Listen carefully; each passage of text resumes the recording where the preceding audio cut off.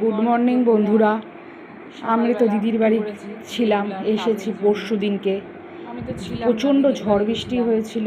ঝড়ে তো গাছপালার সব অবস্থা দেখালাম, কাদা হয়ে গেছে। এর কাদা ওর টবের গায়ে, ওই কাদা ওই টবের গায়ে, একদম বিচ্ছিরি নোংরা হয়ে গেছে।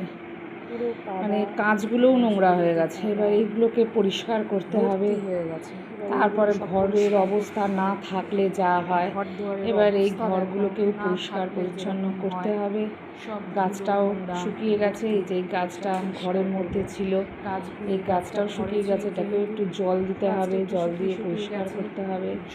তারপর আমার ঘরে একটা প্রিয় জিনিস আছে, সেই জিনিসটা মাছের অ্যাকোরিয়ামটাও পরিষ্কার করলাম। তারপরে আমার মাছের অ্যাকোরিয়ামটা পরিষ্কার করে মাছকে খেতে দিয়ে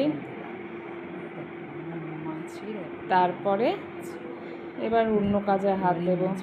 দেখো কত মাছ বন্ধুরা, মাছগুলো সব পরিষ্কার করে এবার মাছের অ্যাকোরিয়ামটা সুন্দর লাগছে। এইসব করে পরিষ্কার করে এবার অন্য কাজে হাত দেব। আবার পরে দেখা হবে বন্ধুরা। এবার অন্য কাজে হাত দিই। Tata, bye. আবার পরে দেখা হবে বন্ধুরা, টাটা।